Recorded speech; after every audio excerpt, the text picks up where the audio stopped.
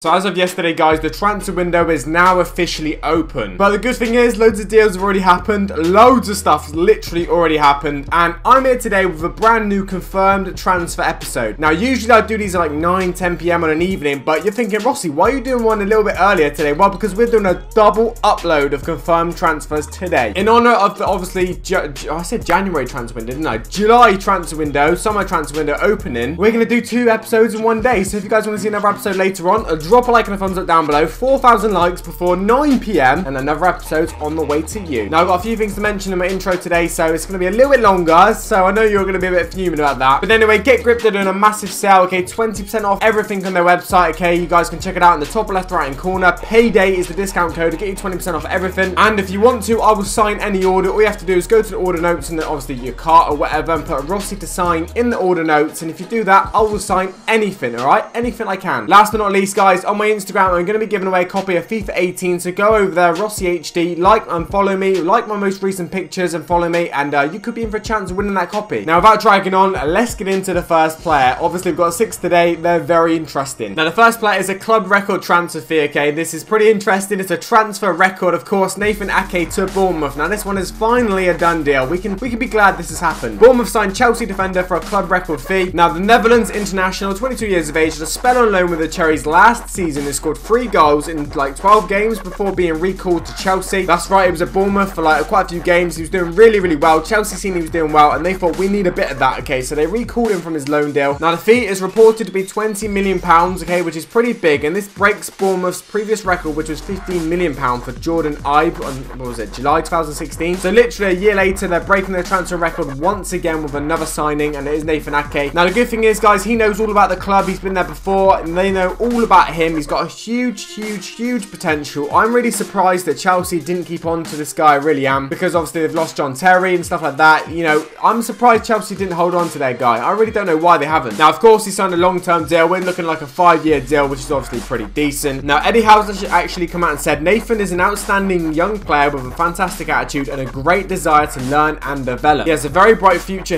ahead of him here, and I'm very pleased to say that his future is here. That's right. Everyone's buzzing at Bournemouth. Bournemouth fans are probably buzzing about this. What are you thinking about this? Are you a Bournemouth fan? Get in touch in the comment section down below. But yes, world record? No, what world record? Club record transfer fee to start off the episode. Not too bad, eh? Let's move into a second player. Now, really strangely, guys, we've got a player next up who's gone back to a club he was previously at. He's been in the Premier League, he's been in Serie A, and it is Deulofeu. I think I pronounced that right. But anyway, Barcelona have bought this guy back from Everton. Now, Barcelona have re-signed Deulofeu from Everton after exercising a buyback clause believed to be worth around 12 million euros. That's right, when they sold him, they put in the contract they could buy him back later on for a fee if they wanted to. Now, they've decided to do that. Now, I don't know why. Not being funny, a 23-year-old is going to struggle to get minutes once again at Barcelona with Messi, Neymar, Suarez, all the other players coming through. Like, he's going to struggle to get minutes in that team, isn't he? Now, Barcelona say that they expect terms will be agreed on a 2-year contract in the following days. So they've exercised the right to buy him back. Now they've just got to basically decide whether they're going to, you know, how much they're going to pay him basically and how long the contract's going to be, even though they've come out and said basically they want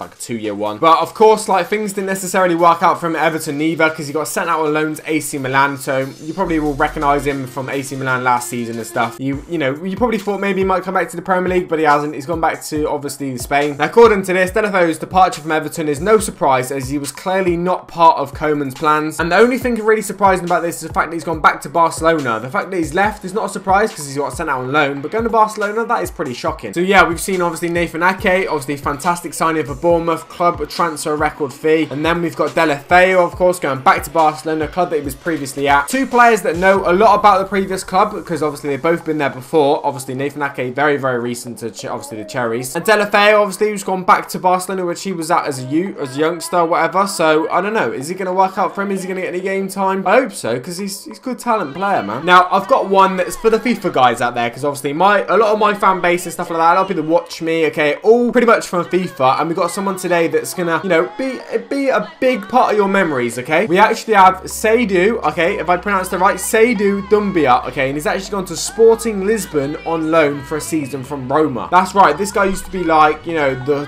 paciest striker ever. Everyone used to use him. Everyone used to love him on the game. Like, he was just a cheap, good striker. You just had him if you had Ultimate Team. But anyway, Sporting Lisbon have announced the loan signing of Roma forward Doumbia. But listen to this, okay? The Portuguese club also have the option to make the transfer transfer permanent at the end of Doumbia's season-long stay at the club. So they can sign him for a permanent deal at the end if they want to. So you guys may be unaware, I actually spent last season at Basel. It just hasn't worked out from a Roma. He's been at a lot of clubs, to be fair. Like, I think he's really struggling to find which club's perfect for him. But he's come out and said, I'm very happy because I arrived a few days ago and was very welcomed by everyone. I do not want to create false expectations, but I have not come to spend holidays, and I'll prepare myself in the best way in this pre-season. After that, it will soon be seen. I don't know what he means by that. Who's actually come out and said that he's on a spot in Lisbon for a holiday? I don't know anyone that's come out and said that, but alright, mate. Even now, I'm looking at his cards. His normal 79 rated one is obviously his 91 pace, but you got to give him like a legendary 84 rated card, okay, this year, which was obviously because, you know, all the fans wanted this guy. 94 pace on him, pretty good card, but Basel, it's not really good league to make a team around, is it? So now he's a sport in Lisbon, you may have more of a chance to get him in your ultimate team, possibly. Now, we've got a player now who's left the Premier League. He was going to leave the Premier League anyway because the club he was at has actually been relegated. But the reason why I'm featuring this player, and I think that you guys may or may not be interested in this guy, is because it is Borini. He's gone to AC Milan, which is pretty big, a big club. Obviously, they're splashing a little bit of cash these days, but this guy was ex-Liverpool, just didn't work out for him. Now, listen to this, okay? Fabio Borini has joined AC Milan. The Serie A club have announced the Italian Giants have signed the 26-year-old on loan initially ahead of a permanent move. So once again, they've got him on loan for like a season or whatever, then they're going to sign him on a permanent basis at the end if they want to. If they don't want to, then obviously they can, I guess, send him back to Sunderland, I guess. Now, a statement from the club reads, AC Milan announced the signing of Fabio Borini from Sunderland. The contract implies the player will join the club on loan with an obligation to buy. So basically, they have to buy him. So we can't go back to Sunderland. There's an obligation. They have to buy him. So yeah, I mean, he's going to be an AC Milan player for the future. Now, Borini joined Sunderland from Liverpool in 2015, okay, having earlier spent a successful loan spell with the Black Cats. However, he failed to live up to expectations in his 2 seasons since his permanent move and scored just once last season for Sunderland, who obviously were relegated, which is pretty bad. Now, for him, it's pretty disappointing because he's come to the Premier League for Liverpool. He's not done too well there. He's gone to, like, Sunderland. He's been there for a couple of years, not done well there, and he's been relegated from the Premier League as well. So, he's not had it too well in the Premier League, is he? Like, it's not been too good for him. Now, I think we need to look at a player potentially for the next player who's actually going to come to the Premier League, okay? Not potentially. I don't know why I use that word because it's confirmed. It's a done deal. I'm reading the Everton website right now, and they've actually announced this guy, okay? Now, I don't know how I'm going to pronounce it. Onyekuru, if I pronounce that right. Everton has signed himself a new striker anyway. It looks pretty decent. Now, the pacey 20-year-old has joined the Blues from Belgian side, okay, for an undisclosed fee, becoming the club's 3rd confirmed signing of the 2017 summer transfer window. Now, Onyekuru, who has signed a 5-year contract, so it's pretty big. Of course, he's young talent, so it's always going to be a big contract. Joins in the back of a prolific goal-scoring season, okay? Last season, he was the joint top scorer in the Pro League with 22 goals. So, yeah, they're signing a guy now who's actually like a big talent. He was like 20 years of age, already like the top goal scorer of a league, and, you know, pretty professional league as well. It's a pretty good league. So, I don't really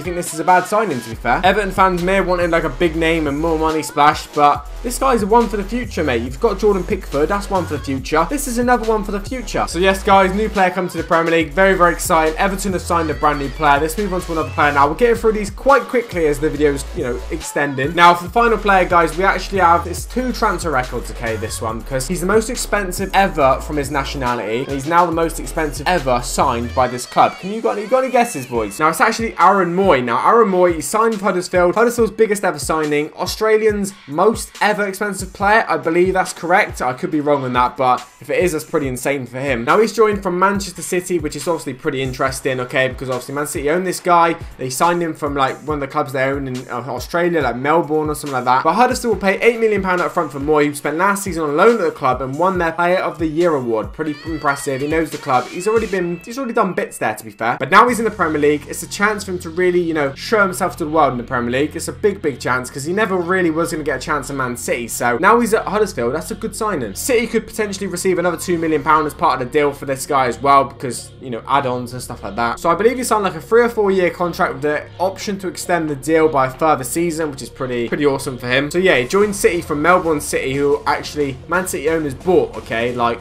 a couple of years ago. They actually bought the club before joining Huddersfield on loan. Now, I read something interesting the other day. It was something like City bought Melbourne City FC for like 10 million, and then they signed Mooy for free, and then they sold Mooy for 10 million. So they've like got their money back instantly on one player from Melbourne, which is insane bit of business if that's true. I could be wrong, but that's what I heard. Anyway, guys, these are top 6 new transfers that have happened around the world, okay? It's been pretty interesting. We've got another episode coming later on if you guys want to see that. Drop a like and a thumbs up down below. It'd be greatly appreciated for another episode later on. Just briefly then, we have Nathan Ake. Brilliant signing for Bournemouth. Brilliant signing. Knows the club in and out. Club record transfer fee. Good luck luck to him in the future. Then we've got Deulofeu to Barcelona. Not one that I think is a good signing, to be fair, because I don't think he's going to get the minutes at Barcelona. I don't think he's going to get the game time. I think it's a waste of talent, but hopefully I'm proven wrong. Hopefully I am, but I guess we'll have to wait and see with that one, won't we? Doumbia to Sporting now. I guess that's not a bad move for him. He can't seem to settle, can he? He can't seem to find a club and just settle at. So hopefully Sporting Lisbon's the one for him. I mean, we have to wait and see again, won't we? We just have to wait and see with all of these, really. Borini to AC Milan. Very, disappointing time in the Premier League for him last few years, but fortunately for him, he's got his move away to AC Milan. It's going to be earning good money because they got new Chinese owners now, so he's going to do well in Serie A potentially too. Onyekuru at Everton. Young talent, top goal scorer from the Pro League. Very, very good. One for the future. I'm excited to see this guy in the Prem. I really am. Then Mooy, probably the best bit of business in the world from Man City, if that's true. Club record transfer fee, national transfer record fee. It's a big one for him. Anyway, guys, take it easy. Have a good day. Peace.